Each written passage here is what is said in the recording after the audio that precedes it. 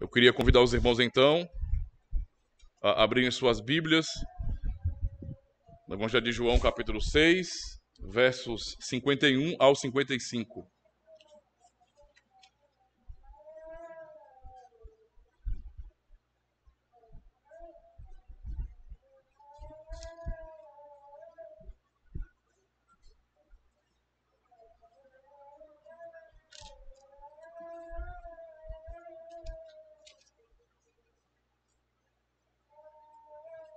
Diz assim a palavra do Senhor, João, capítulo 6, a partir do verso 51. Eu sou o pão vivo que desceu do céu.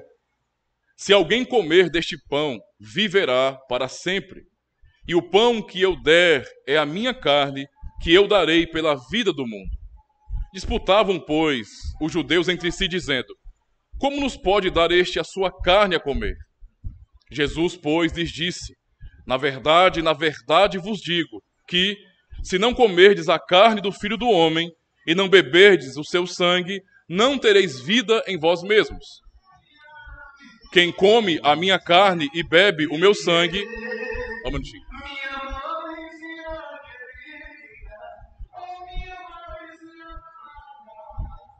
Ok, mamãe. Vamos lá? Vou repetir mais uma vez o verso 53. Jesus, pois, lhes disse: na verdade vos digo que, se não comerdes a carne do Filho do Homem e não beberdes o seu sangue, não tereis vida em vós mesmos. Quem come a minha carne e bebe o meu sangue tem a vida eterna, e eu o ressuscitarei no último dia. Porque a minha carne verdadeiramente é comida, e o meu sangue verdadeiramente é bebida. Até aqui, meus irmãos.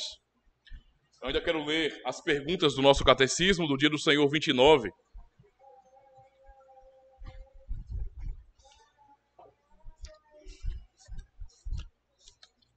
Dia do Senhor 29. Temos aqui duas perguntas importantes. Pergunta 78 nos diz bem assim: então, o pão e o vinho são realmente transformados no corpo e sangue de Cristo? Resposta: não. Do mesmo modo que a água do batismo não se transforma no sangue de Cristo, nem é a própria purificação dos pecados, mas é simplesmente um sinal e uma garantia disso da parte de Deus. Assim também, o pão na ceia do Senhor não se transforma no próprio corpo de Cristo, embora seja chamado de corpo de Cristo conforme a natureza e o uso dos sacramentos. Pergunta 79. Por que então Cristo chama o pão de seu corpo e o cálice de seu sangue, ou de a nova aliança no seu sangue, e por que Paulo fala da comunhão do corpo e do sangue de Cristo? Resposta: Cristo fala dessa maneira por um motivo importante. Ele quer nos ensinar pela sua ceia que, do mesmo modo como o pão e o vinho nos sustentam a vida temporal, assim também o seu corpo crucificado e o seu sangue derramado são o verdadeiro alimento e a verdadeira bebida de nossa alma para a vida eterna. E ainda mais, por esse sinal e garantia visíveis, ele nos quer assegurar, primeiro, que pela operação do Espírito Santo, nós participamos do seu verdadeiro corpo e sangue, tão certo como recebemos com a nossa boca esses santos sinais em memória dele. Segundo, que todo o seu sofrimento e obediência são nossos, tão certo como se nós mesmos tivéssemos sofrido e pago por nossos pecados. Até aqui, meus irmãos.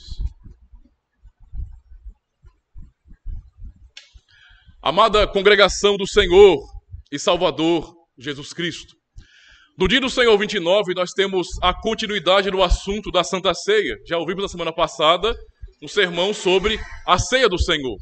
E desta vez, a ênfase será muito mais na natureza da Santa Ceia. No domingo passado aprendemos sobre a instituição da Santa Ceia do Senhor, mas agora nos concentraremos naquilo que o Senhor está nos ensinando nessa instituição. Afinal de contas, por que Cristo chama, esta Santa Ceia, ou este pão e esse vinho de seu corpo e também de seu sangue? É uma pergunta importante para nós, irmãos. Muito importante. Porque este é um assunto de divisão na cristandade. Inclusive, é um assunto tão importante que cristãos, reformados, há 500 anos atrás, em solo brasileiro, pagaram com a vida por sua concepção, por sua fé sobre a ceia do Senhor. Isso mesmo, há 500 anos atrás, lá no Rio de Janeiro, reformados, franceses, alguns deles foram mortos, porque eles foram chamados a responderem por escrito a razão de sua fé. E dos questionamentos que Nicolás Durand de Villegagnon, não é, pediu a eles, ordenou àqueles reformados, àqueles cristãos, foi que eles falassem também sobre a Santa Ceia. Porque havia, obviamente, uma diferença muito grande entre a missa católica e a Eucaristia que eles celebravam do que aquilo que nós celebramos. E então eles foram chamados a responder, responderam, e alguns morreram por conta disso. Então veja que é um assunto muito sério. Os católicos romanos acreditam que pão e vinho literalmente se transformam no corpo e no sangue de Jesus Cristo. É o que é chamado de transubstanciação, ou seja, a transformação da substância. Esse é o entendimento que eles têm. E então eles realmente ensinam essas verdades, e as pessoas que estão ali como católicos romanos, elas vão à missa, elas vão ao momento da Eucaristia, justamente com essa perspectiva, de quando estão pegando ali a hóstia, ou o pão, não é? E o vinho, que geralmente não se compartilha com a comunidade, ali eles estão comendo literalmente o corpo de Cristo, porque aquele pão se transforma nesse corpo. Já entre os evangélicos, o entendimento ele é muito mais esvaziado.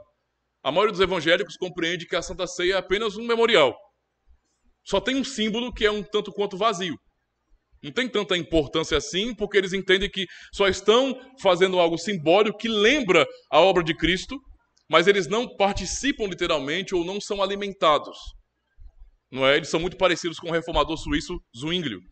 Mas também temos o conceito dos luteranos, que é o da consubstanciação. Enquanto os católicos romanos creem na transubstanciação, isto é, na transformação da substância, os luteranos creem que não que o corpo, aliás, que o pão e o vinho transformam-se em corpo e sangue de Cristo, mas que Cristo está nos elementos. Ele está no pão, ele está no vinho, ele está com os elementos. E, finalmente, a nossa teologia, não é, reformada acerca da ceia, é presença mística de Cristo. Nós sabemos que o pão e o vinho não se transformam em corpo de Cristo. Quando ele fala isso, ele está se referindo justamente à natureza do sacramento, isto é, que aponta para algo além de si. Ele quer que nós venhamos nos concentrar nele. Portanto, confiamos e cremos, irmãos, que na hora da ceia, Cristo se faz presente espiritualmente e ele mesmo nos alimenta de verdade. Esse é o nosso entendimento como reformados. Mas a pergunta segue. O que o Senhor quer nos ensinar então com isso? Eu quero resumir o sermão dessa manhã no seguinte tema. Cristo, o verdadeiro alimento para a vida eterna. É esse o significado da ceia, para nós também, não é? E devemos refletir sobre isso. Então, em primeiro lugar, vamos aprender que Jesus Cristo quer nos ensinar, não é, que ele é o verdadeiro alimento da vida cristã. Jesus, quando estava ensinando e respondendo aos fariseus nesse contexto de João capítulo 6, não é, ele ensinou aos seus discípulos muitas coisas importantes. Inclusive, naquele contexto, ele apontou diretamente para Moisés. Se os irmãos lerem um pouquinho antes, no capítulo 6, vão perceber que ele começou a entrar no assunto acerca de Moisés e também sobre o período de Israel no deserto. Israel estava no deserto e naquele contexto de deserto, Deus providenciou para o povo de Israel o maná, que é chamado o pão que desceu do céu. Então, todas as manhãs, eles tinham o maná garantido para eles. Lemos, por exemplo, no verso 31 e 32 de João 6, quando é dito: deu-lhes a comer o pão do céu. Disse-lhes, pois, Jesus: na verdade vos digo, Moisés não vos deu o pão do céu, mas meu Pai vos dá o verdadeiro pão do céu. Jesus falou assim, meus irmãos, para que os judeus entendessem que o maná no deserto não era o verdadeiro pão que desce do céu. Era um pão necessário. Isso é óbvio. Que Deus deu ao povo para sustentar a vida deles ali no deserto. Mas aquele pão apontava para algo além de si mesmo. Apontava para o fato de que Deus ainda iria providenciar o verdadeiro pão. É isso que o Senhor está falando para aquelas pessoas. Que tinham toda aquela história, não é? Eram judeus, tinham então em sua vida, na história de sua vida, de sua fé, Moisés como sendo um grande líder, um grande profeta, um legislador em Israel. Alguém exemplar que eles seguiam, não é? Eles seguiam, até defendiam Moisés erroneamente, porque Moisés apontou para Cristo. E muitos deles nem conseguiam olhar para Cristo. Mas o Senhor fala justamente isso para que eles entendessem que, na verdade, Moisés não deu o verdadeiro pão que vem do céu. Que aquele maná era apenas algo que apontava para um sustento verdadeiro na vida. Não é? Isso realmente é importante para nós. Ele diz mais ainda no verso 33 ao 35, ele fala, porque o pão de Deus é aquele que desce do céu e dá a vida ao mundo. Disse-lhe, pois, Senhor, dá-nos sempre desse pão. Foi o que eles responderam a Jesus. Ora, se há um pão que é melhor do que aquele que desceu do céu lá na época de Moisés, se há um pão que é melhor do que aquele maná, então dá-nos esse pão. Nós também queremos esse pão. E Jesus respondeu, eu sou o pão da vida. Aquele que vem a mim não terá fome, e quem crê em mim nunca terá sede. O maná foi o pão dado no deserto. E todos os dias, quando os israelitas acordavam, estava ali o maná que caía com o orvalho. Eles podiam recolher aquela massa, fazer pães, fazer bolos e sustentar a sua vida. E não somente o maná, até mesmo água e até mesmo carne o Senhor providenciava no deserto. Tudo para manter o seu povo. Não é? O maná caiu. Percebam como que a providência do Senhor é tão importante aqui. Desde o dia que saíram do Egito, até quando finalmente, depois de 40 anos, pisaram em Canaã, o maná caiu. Não faltou um dia. Um dia, durante 40 anos, nem um dia, durante 40 anos, faltou o maná. O maná só parou de cair sobre a congregação dos israelitas quando eles finalmente chegaram a Canaã. Isso mostra como Deus sustenta o seu povo, como o Senhor cuida, não é, de toda a caminhada de seu povo. Ele disse que eles chegariam e de fato eles chegaram.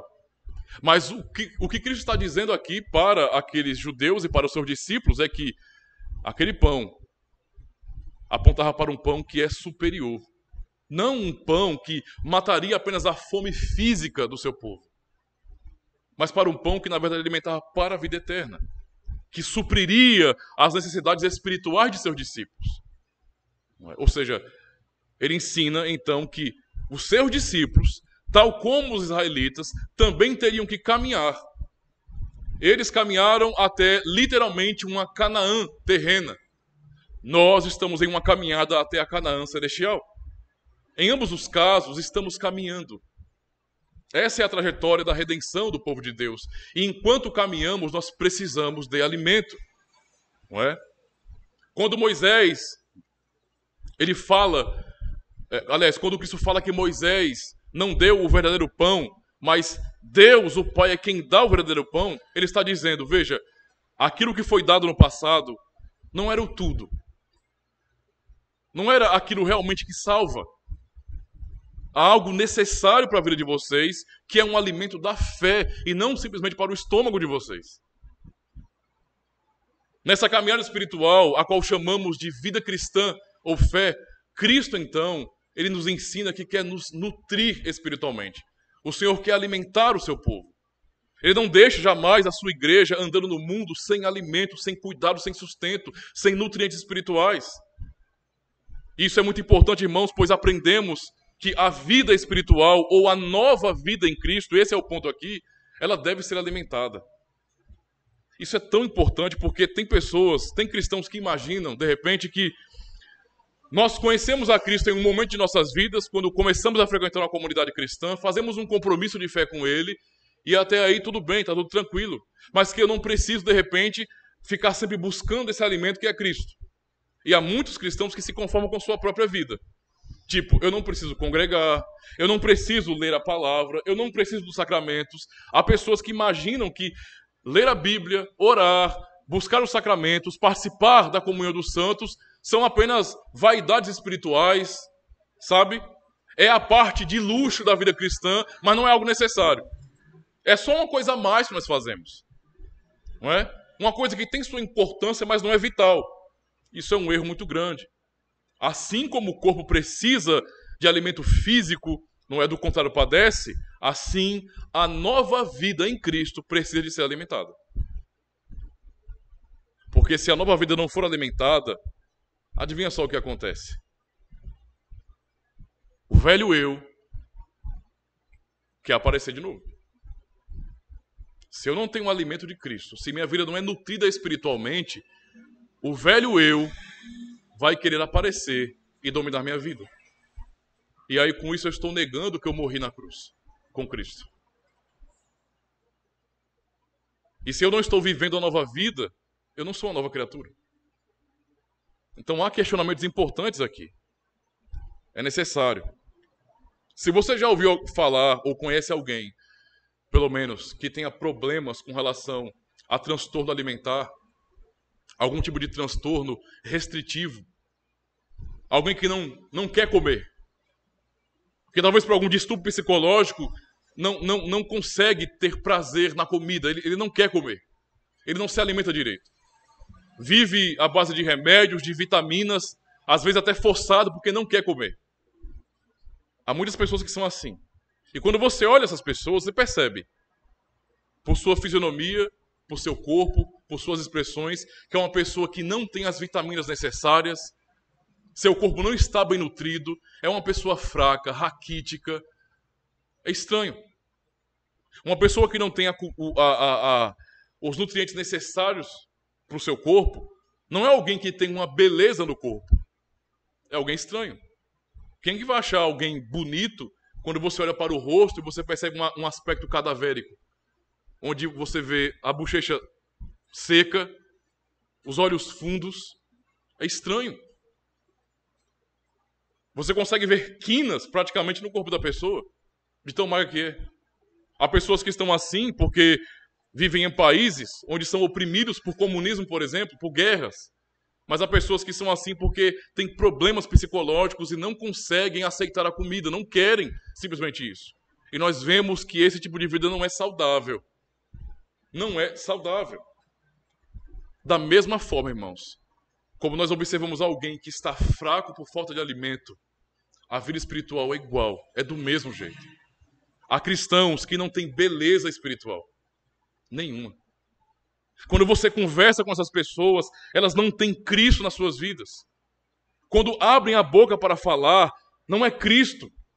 Não tem nada da palavra de Deus na boca delas. Tudo o que elas pensam, a sua cosmovisão é demonstrada ali em suas conversações e nada aponta para Cristo, para a sua fé. São pessoas estranhas. Parecem pessoas que têm uma ficha de cristãos. Eu tenho um crachá, um cartãozinho que diz eu sou cristão, mas a minha vida não está realmente demonstrando esse meu compromisso com Cristo. São pessoas raquíticas espiritualmente falando e, portanto, não tem beleza. Não é? Não tem beleza. Não há nada que chame a atenção para Cristo na vida dessas pessoas. E não somente isso, não é só uma questão de não ter beleza. E quando eu penso na beleza espiritual, eu estou falando do testemunho cristão. A beleza espiritual cristã é o seu testemunho. O seu testemunho. É o fato de você ter um comportamento e uma cosmovisão diferente do mundo. E você anda no mundo e as pessoas identificam que você é diferente. Que sua postura é diferente. Que seu andar é diferente. Que sua fala é diferente. Que o que você busca na sua vida, a pessoa conversa com você 3 minutinhos e já percebe essa pessoa realmente, ela tem um pensamento tão diferente do restante que eu fico impressionado. Veja bem, para uma pessoa hoje, talvez mais velha, que não é cristã, que conversa com um jovem cristão fiel, essa pessoa se impressiona. Porque ela sabe como que os jovens são hoje. E não somente o jovem, eu digo assim, adolescente. Quando eu falo jovem, de maneira geral. Jovens casados, não importa. Quando elas olham para os jovens de hoje, para as pessoas de hoje, para essa geração, elas sabem muito bem o que esperar dali. Promiscuidade, mentira, enganação, uma vida afastada de Deus. Mas quando elas veem uma pessoa que é fiel a Deus, que ama o Senhor, elas ficam impressionadas com aquilo. Como é que pode alguém ser desse jeito num tempo como esse? Porque é muito mais lógico vocês serem como os outros. Muitas vezes, essa beleza acaba atraindo pressão da parte deles, mas muitos acabam percebendo que há algo diferente. E não somente isso, não é só uma questão de beleza espiritual, mas é questão também de fraqueza, irmãos. Quando não há alimento verdadeiro, essas pessoas ficam também raquíticas. São cristãos, entre aspas, cadavéricos. São cristãos que não têm força, não têm postura, não conseguem ficar de pé em sua vida espiritual. Não estão nutridos. Ou seja, no fim, são cristãos doentes. E como eles são numerosos. Cristãos doentes são numerosos, irmãos.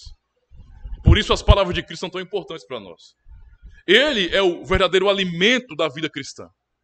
E nós não temos que olhar para Cristo como se fosse algo a mais que podemos fazer. Não é uma questão de fazer uma comparação básica. Ele não é uma Coca-Cola. Nós precisamos de Coca-Cola para viver? Não. Não é? É só uma coisa a mais. É só uma coisa a mais da vaidade. É uma coisa gostosa que nós compramos. Mas ninguém precisa disso para viver. Ninguém. Não é uma coisa necessária para a vida. Então Cristo não é esse enfeite. Você está entendendo a situação? Ele não é a cereja do bolo. Quem é que satisfaz comendo uma cereja? Ninguém. Ele é aquilo de mais necessário. As suas palavras são importantes por conta disso. E ele faz um paralelo, por exemplo, no capítulo 15, no verso 5, para nos mostrar a nossa total dependência dele. Ele diz bem assim: eu sou a videira, vós as varas. Quem está em mim e eu nele, esse dá muito fruto. Porque sem mim, nada podeis fazer. Sem mim, nada podeis fazer. Assim, então, como o pão, meus irmãos, é necessário na caminhada, ou foi necessário naquela caminhada a Canaã, como alimento providenciado por Deus, assim também nós, em nossa vida espiritual com Cristo, devemos ser alimentados enquanto peregrinamos até o lar celestial. Em segundo lugar, vamos aprender que este alimento não é opcional, mas é vital. E sem esse alimento, não apenas não conseguiremos andar em fé, mas não teremos esperança quanto ao futuro. No verso 51 ele diz: eu sou o pão vivo que desceu do céu. Se alguém comer deste pão, viverá para sempre. E o pão que eu der é a minha carne, que eu darei pela vida do mundo. As palavras de Cristo o colocam não como um caminho, como algo importante, simplesmente.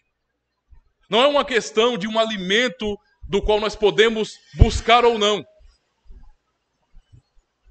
Mas a nossa eternidade depende disso. Esse é o diferencial. Ou seja, ele não é simplesmente uma possibilidade. Não é simplesmente um alimento qualquer. Mas ele é o alimento sem o qual pereceremos eternamente. Ele afirma que se alguém comer este pão, viverá eternamente, e, portanto, o contrário também é verdade. Se ele está dizendo que quem comer ou quem se alimentar dele viverá eternamente, quem não se alimentar perecerá eternamente. Essa é a questão aqui. Ele fala, no verso 53, na verdade vos digo que se não comerdes a carne do Filho do Homem e não beberdes o seu sangue, não tereis vida em vós mesmos. Então, a conclusão lógica das palavras de Cristo é: quem não tem um alimento será condenado. Aquele que não pode ter a verdadeira vida perecerá eternamente. Por isso que eu disse, irmãos, sem Cristo, sem um alimento que é Cristo, simplesmente não há esperança. Então Cristo não é simplesmente uma religião que oferecemos para as pessoas. Ele não é uma alternativa que podemos oferecer ao mundo. E esse é um grande erro nosso como cristãos. Às vezes, nós falamos de Cristo como se fosse um outro caminho. Como se fosse uma alternativa. Uma outra opção. Nós não falamos de Cristo com um senso de urgência, de desespero, de dizer para as pessoas: olha, se você não tem a Cristo, você irá para o inferno. Hoje parece que nós cristãos temos medo de falar essas coisas, mas não podemos ter medo. É a verdade. Nós não podemos olhar para pessoas que não têm a Cristo e nós sabemos o destino delas. Se não se arrependerem, se não tiverem Cristo como seu Senhor, como seu Salvador, vão perecer eternamente no inferno. Nós temos que falar essas verdades. Sem Cristo você não tem esperança, sem Cristo seu amanhã não é seguro. Verso 56, quem come a minha carne e bebe o meu sangue permanece em mim e eu nele. Ou Cristo é a nossa vida, ou não temos vida. se não estamos ligados a Ele de tal maneira, a ponto de sermos membros do seu corpo, nós não temos nada, absolutamente nada. Essa vida é uma ridícula ilusão, se não estivermos ligados a Cristo. A vida simplesmente não tem sentido, e eu digo para os irmãos, sem Cristo, sem que Ele seja o nosso alimento verdadeiro, não há final feliz. Se queremos chorar por pessoas que amamos, que não estão na igreja, o tempo de chorar é hoje. Se temos pessoas que chamamos de amigos e que não são membros do corpo de Cristo, o tempo de chorar é hoje. O tempo de clamar é hoje, o tempo de gritar por elas é hoje. Saia desse caminho, se arrependa e venha para Cristo. É hoje esse tempo. Porque sem esse alimento, eles não terão um final feliz.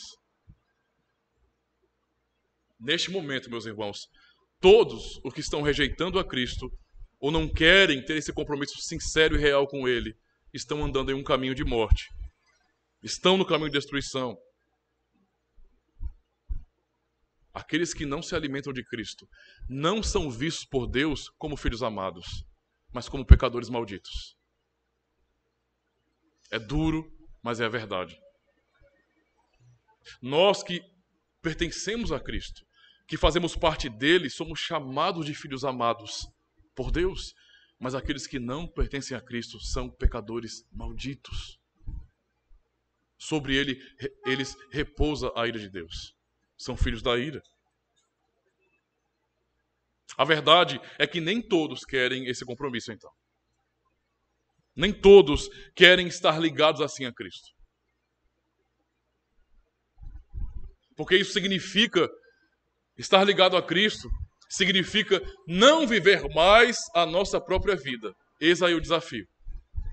Estar ligado a Cristo e tê-lo como alimento significa viver a vida dele. Significa dizer na prática que não vivemos mais nós, mas Cristo vive em nós. E nem todos querem esse compromisso. No verso 66, quando Cristo termina de falar essas palavras acerca desse compromisso com Ele, de tê-lo como um alimento verdadeiro e único, boa parte daqueles discípulos, daqueles seguidores, o abandonaram. Nós vemos, desde então, muitos dos seus discípulos tornaram para trás e já não andavam com ele. Minha pergunta para a nossa reflexão nessa manhã é: como você está diante de Cristo? Como está a sua relação com Ele? O quanto você entende que Cristo é necessário para a sua vida? Você tem realmente visto a Cristo como seu alimento, como seu único alimento necessário? Em terceiro lugar, meus irmãos, vamos aprender que somente o verdadeiro alimento que é Cristo nos levará à eterna felicidade. O Senhor Jesus fala sobre a urgência de tê-lo como alimento verdadeiro e como só podemos ter vida nele. Nós vemos: quem come a minha carne e bebe o meu sangue tem a vida eterna, e eu o ressuscitarei no último dia. Porque a minha carne verdadeiramente é comida, e o meu sangue verdadeiramente é bebida. Quem come a minha carne e bebe o meu sangue permanece em mim e eu nele. Assim como o Pai que me enviou, que vive me enviou, eu vivo pelo Pai. Assim, quem de mim se alimenta também por mim viverá. Este é o pão que desceu do céu. Não é o caso de vossos pais que comeram o maná e morreram. Quem comer este pão viverá para sempre. As palavras do Senhor aqui então são contundentes, são verdadeiras e profundas. E o que ele está dizendo é: para aqueles que o têm como alimento verdadeiro, ele diz: eu o ressuscitarei no último dia. A promessa de ressurreição está sobre aqueles que têm Cristo como tudo em suas vidas, como seu alimento.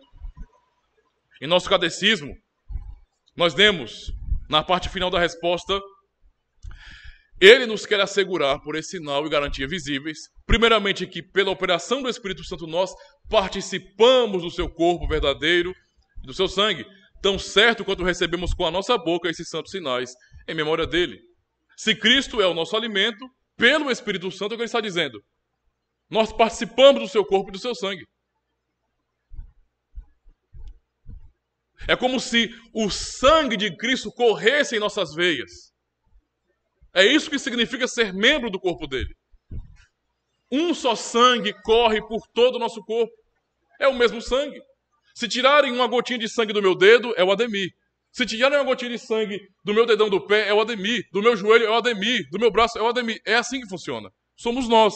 Assim, a ideia de pertencermos a Cristo e de estarmos ligados a Ele, de participarmos dele, é que somos um com Ele. E veja o benefício disso. Em segundo lugar, que todo o seu sofrimento e obediência são tão certamente nossos como se nós mesmos tivéssemos sofrido e pago pelos nossos pecados na cruz. Uma vez que participamos do seu corpo e sangue, sua morte na cruz é a nossa morte. Percebam o privilégio, irmãos.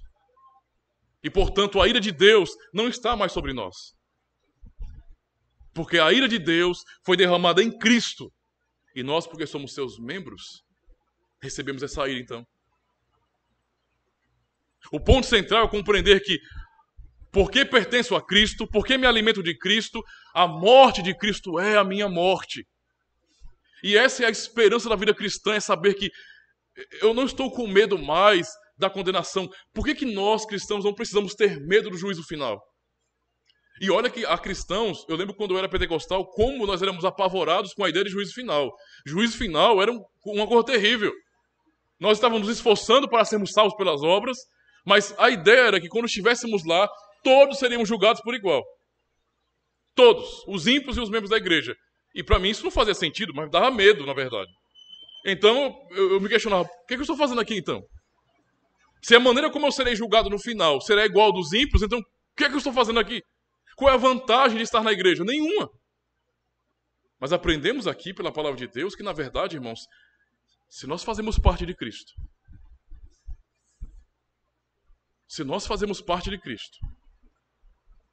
o nosso juízo já aconteceu. Eu não preciso temer o amanhã do juízo final, porque nós já fomos julgados na cruz do Calvário em Cristo Jesus. Essa é a bênção de fazer parte dele. Significa dizer que todo o terror da ira de Deus derramada sobre os pecadores, que deveria vir sobre nós, foi derramada sobre ele. E como membros do corpo de Cristo, nós já recebemos a justiça de Deus. Morremos. Por isso nós temos esperança. Por isso o dia do juízo, para nós, é na verdade o dia de triunfo. O mundo pode se apavorar com o dia do juízo, mas a igreja não. Enquanto para o mundo aquele é um dia de destruição, é um dia de ter que encarar Deus, olhar nos olhos do Senhor e sentir culpado e saber que merece o juízo final. Naquele dia, que é um terror para o mundo, para nós é o grande casamento. É a grande festa. É o ouvir de Deus bem assim, agora, entrem. Entrem. Esse reino está preparado para vocês desde a fundação do mundo. É de vocês. Esta é a bênção da vida cristã, de ter Cristo como seu verdadeiro alimento. Pela fé, sua obediência torna-se a nossa obediência. Pela fé, meus irmãos, sua morte torna-se a nossa morte. E, portanto, o resultado é que estamos salvos em Jesus Cristo. É o que nós temos em Romanos 8. Portanto, agora nenhuma condenação há para os que estão em Cristo Jesus, que não andam segundo a carne, mas segundo o Espírito. Só podemos dizer isso porque Deus operou essa obra por meio de seu Filho. E olha que o texto de Romanos ainda fala mais. Ele fala, verso 2, porque a lei do Espírito de vida em Cristo Jesus me livrou da lei do pecado e da morte. Porquanto o que era impossível à lei, de fato, visto como estava enfermo pela carne, Deus, enviando o seu Filho em semelhança da carne do pecado, pelo pecado condenou o pecado na carne, para que a justiça da lei se cumprisse em nós, que não andamos segundo a carne, mas segundo o Espírito. Isto é, a lei se cumpriu em nós, porque estamos em Cristo. Esta é a bênção simbolizada e comunicada também na ceia. A Santa Ceia é um sinal disso, de que Cristo é o nosso alimento e, portanto, nos dá a vida eterna. Devemos, então, entender como os apóstolos entenderam. Eles entenderam o que Cristo estava dizendo ali. Veja, quando ele falou para aquele monte de gente, uma multidão de pessoas, Uma multidão. Aquela multidão ouviu essas palavras e duro é este sermão. Quem pode suportar? Eles não suportaram aquilo. Nossa, ter um compromisso com esse homem, a esse nível, para dizer que ele deve ser tudo em minha vida. Não. Se eu viver assim, não viverei mais para mim, viverei para ele. E eu não quero isso. Eu quero que a religião a ser praticada seja só uma coisa que eu faça aos domingos. Não reflita em minha vida. Eu não quero viver para ele. Eu quero de vez em quando e praticar minha religião, mas eu não quero que minha vida seja o próprio Cristo. E foram embora. Mas os apóstolos entenderam. E eles entenderam justamente isso. E Cristo mesmo, para mostrar a fé daqueles discípulos, ele fala: quereis vós também retirar-vos? No verso 67 a 69, ele fala, o Pedro responde então: Senhor, para quem? Não é para onde, é para quem iremos nós? Eles entenderam tanto que eles não falam para onde iremos. Onde, lugar, isso não importa. A resposta de Pedro foi: para quem iremos? Nós não temos outro. Para quem iremos? Só tu tens as palavras de vida eterna. E nós temos crido e conhecido que tu és o Cristo, o Filho do Deus vivo. Isso realmente é importante para nós, irmãos. Para quem iremos? Será que hoje entendemos também da mesma forma? Será que entendemos? Veja, Pedro respondeu assim: para quem iremos? Para quem? Nós não temos outro, o Senhor é tudo para nós, a vida eterna está no Senhor. Nós não temos como, ou seja, nós vamos riscar qualquer possibilidade, porque não existem outras possibilidades. Eu não estou entendendo o Senhor agora, neste momento, como sendo uma possibilidade, não. Ele é o único. Então, para quem eu vou? Para quem eu vou? Eu não tenho outro, não existe outro. O Senhor é único. Será que esse é o nosso entendimento quando olhamos para Cristo? De que Ele é o único também? Porque se estivermos entendendo, irmãos, que Ele é só mais um dentre tantos caminhos que as pessoas nos oferecem, eu não tenho Ele como meu alimento verdadeiro. Mas há uma razão para os discípulos responderem daquele jeito: Senhor, nós não temos outro, é só a Ti. Há uma razão para isso, e essa razão também atinge a nós. Cristo faz algumas declarações nesse contexto que são importantes para nós. Por exemplo, no capítulo 6, no verso 39, ele fala bem assim: e a vontade do Pai que me enviou é esta, que nenhum de todos aqueles que me deu se perca, mas que eu o ressuscite no último dia. No verso 44, ninguém pode vir a mim se o Pai que me enviou não o trouxer, e eu o ressuscitarei no último dia. E o que ele fala mais no verso 64? Mas alguns de vós não creem, porque bem sabia Jesus desde o princípio quem eram os que não creriam e quem era o que havia de entregar. Então ele faz uma distinção muito clara. Não é? Ele sabia muito bem que aqueles que estavam indo até ele, a resposta dos discípulos seria porque realmente eles foram dados a Cristo pelo Pai. Eles foram conduzidos a Cristo pelo Pai. Mas aqueles que não estavam crendo nele e não queriam viver Cristo em suas vidas, não foram dados pelo Pai. Verso 65, e dizia: por isso eu vos disse que ninguém pode vir a mim se o Pai não, se pelo Pai não lhe for concedido. Em tudo isso, meus irmãos, aprendemos que Deus escolheu pessoas para terem a Cristo como seu alimento, para participarem de seu corpo e sangue. Ninguém vai a Ele sem ser guiado pelo Pai. Portanto, se você hoje tem a Cristo como seu alimento necessário, suficiente, se você encontra todo o seu prazer em Cristo Jesus e você entende com urgência que você precisa dele, é porque o Senhor Deus, o Pai, está te conduzindo a Cristo. É Ele quem te conduz a Cristo. Do contrário, você nunca chegaria aqui. Do contrário, você também, como a maioria das pessoas, rejeitariam, porque você ia preferir a sua própria vida, a vida de Cristo.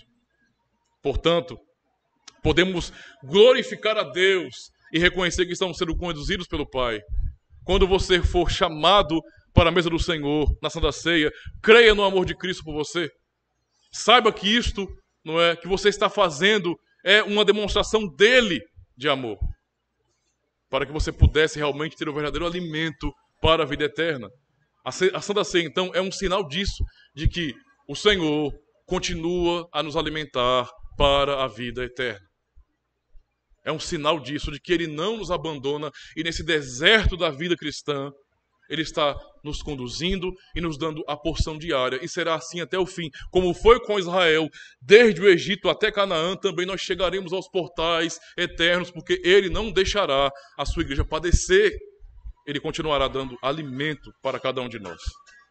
Por isso, meus irmãos, não olhemos para Cristo como sendo uma mera possibilidade, mas como sendo o verdadeiro e único alimento para a vida eterna.